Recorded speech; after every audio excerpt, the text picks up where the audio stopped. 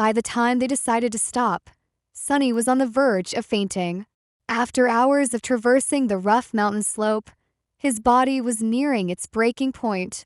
To everyone's surprise, however, Shifty seemed to be in even worse shape.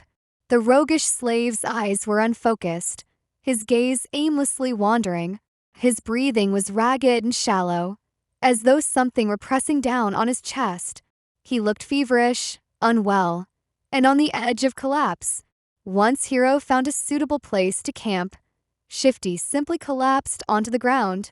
The most unsettling part was the lack of the usual angry curses that they had become accustomed to hearing. Shifty lay there, silent and motionless, only the faint rise and fall of his chest betraying that he was still alive.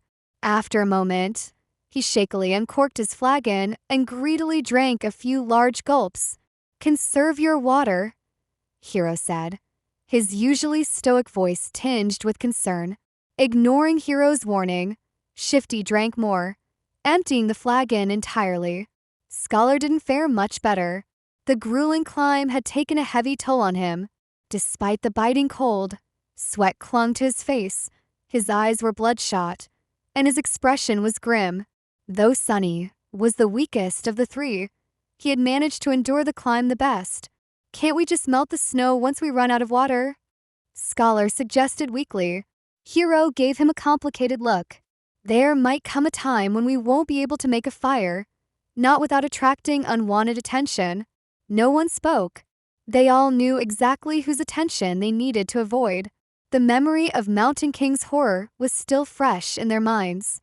Fortunately, Hero had found a natural alcove in the mountain wall, perched precariously behind a narrow ledge.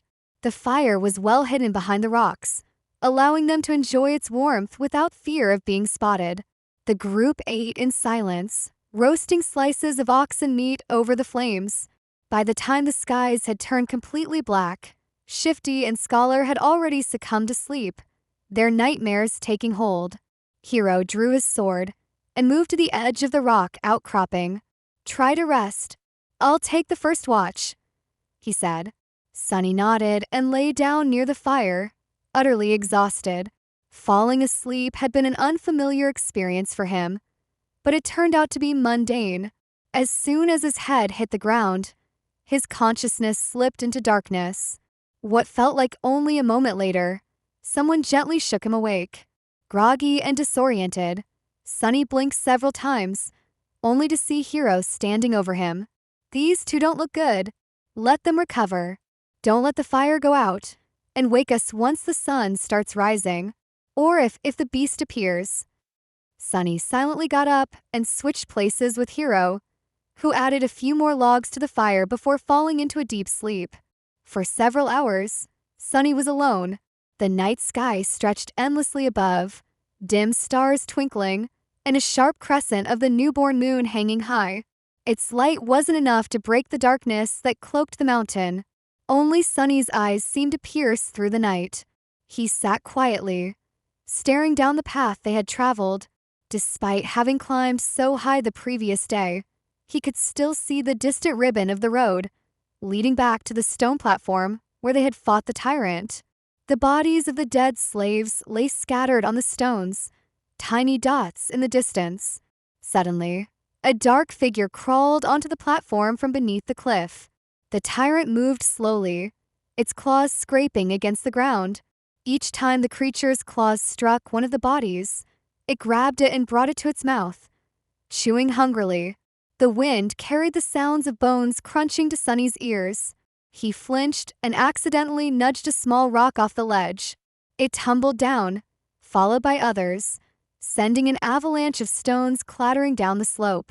The tyrant immediately turned his head, locking eyes with Sunny. He froze, terrified, afraid to even breathe. Time seemed to stand still as the creature stared at him. But after what felt like an eternity, the tyrant turned away and resumed its feast on the dead bodies. Sunny exhaled in relief. "It's blind," he realized. The realization struck him. The tyrant could not see the milky, expressionless eyes. The way the creature had reacted only when the wagon had started falling. Everything was starting to make sense. At dawn, Sunny woke the others. Hero had hoped that a full night's rest would help Shifty and Scholar. But when they woke, the two slaves looked even worse than before. It was as though Scholar had been overstrained by the previous day's climb. Shifty, however, appeared to be suffering from something more than exhaustion. He was deathly pale, shaking, his eyes half-conscious, and a vacant expression on his face. "What's wrong with him?" Hero asked, his frown deepening. Scholar, too weak to offer more than a rasp, shook his head. "It might be mountain sickness. It affects people differently." Shifty, despite his condition, mumbled, "I'm fine, assholes. Get out of my face." Hero shook his head, removing most of the supplies from Shifty's pack and adding them to his own. He handed some to Sunny as well. "Did anything happen while we were asleep?" Hero asked, his voice grave. Sunny hesitated, then replied, "The monster ate the dead." Hero's frown deepened, his expression darkening with concern. He moved to the edge, staring down at the distant platform. After a long moment, he clenched his jaw. "Then we need to move faster. If the creature finishes with the bodies, it will come for us next. We need to find that old path before nightfall." With fear and uncertainty hanging over them, they resumed their climb. Sunny felt the weight of the supplies becoming unbearable, but Shifty and Scholar had already drunk most of the water, lightening the load a bit. "This is hell," Sunny thought as they ascended higher and higher. The sun climbed with them, slowly reaching its zenith, but there was no talking, no laughter, only the sound of strained breathing. Shifty, however, was falling farther and farther behind. His strength was failing him. Then, suddenly, Sunny heard a desperate scream. Turning around, he saw Shifty's panic-stricken face for a brief moment before the slave lost his footing. His foot slipped on an ice-covered rock, and he fell, tumbling down the slope, desperately trying to grab onto something. But it was too late. The others watched helplessly as Shifty's body bounced and rolled down the slope, leaving behind a trail of blood. He finally came to a halt, crumpled on a large stone, broken and lifeless. Shifty was dead.